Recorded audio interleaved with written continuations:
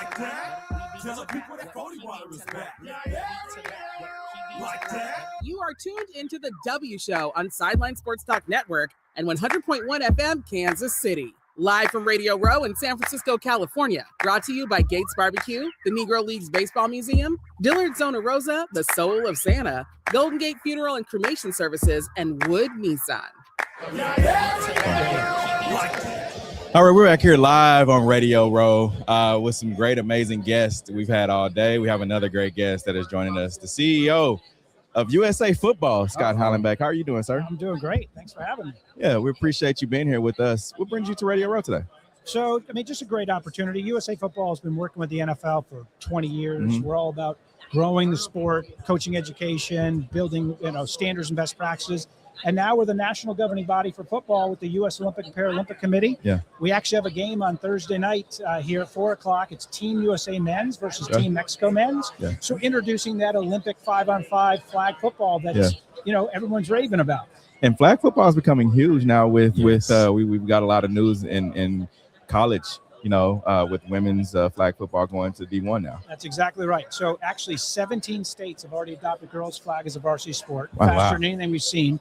NCAA, to your point, just announced that they're going to have an emerging sport for women.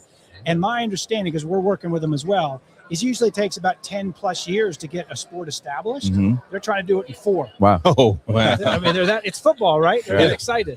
Yeah, and I was going to say that it's football, but it's also a lot healthier for kids. So kids can start younger and really start developing those different skills that they need moving into it. So how long has USA Football been a thing as far as an organization? Is it just 4? No, 20. No, 20. Okay.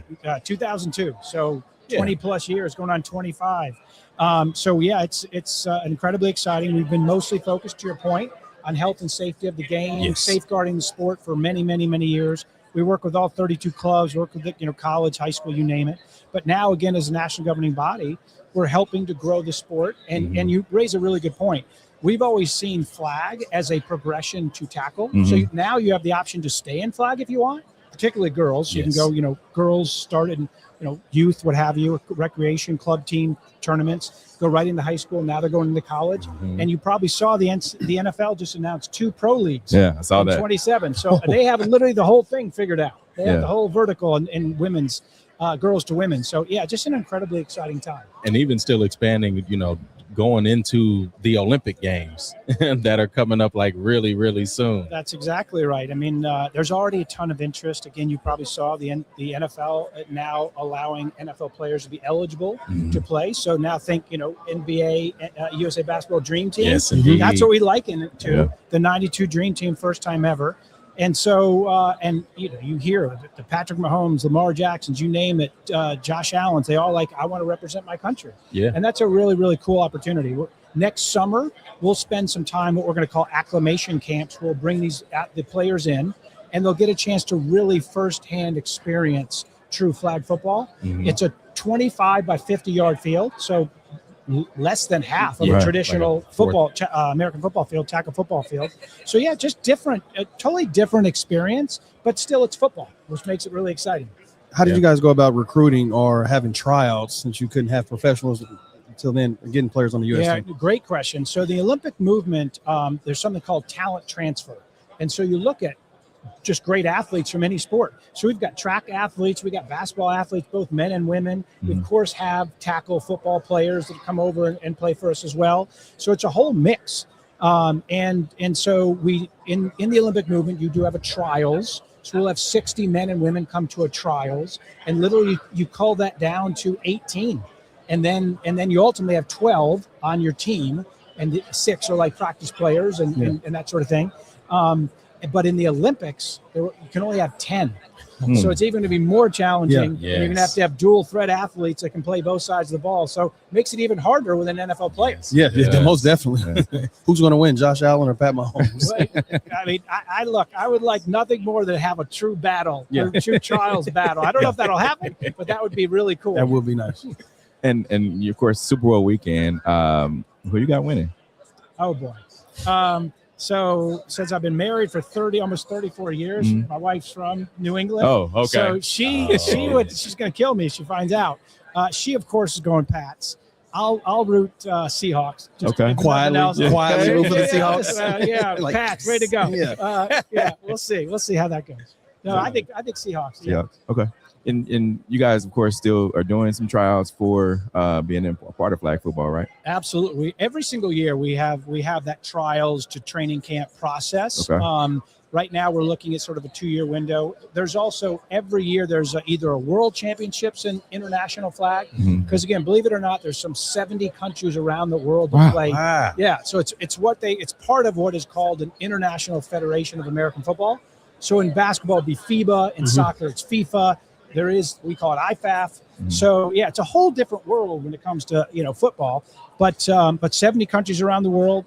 This summer in Dusseldorf, Germany, we're going to have a world championship. So there'll be 30 plus countries participating on the men's side, and similarly on the women's side. So it's just growing like crazy, not only here but around the world. And so for these other countries, do you guys use like professional with the NFL players as like ambassadors as you expand? Yeah, the NFL, I give them a ton of credit.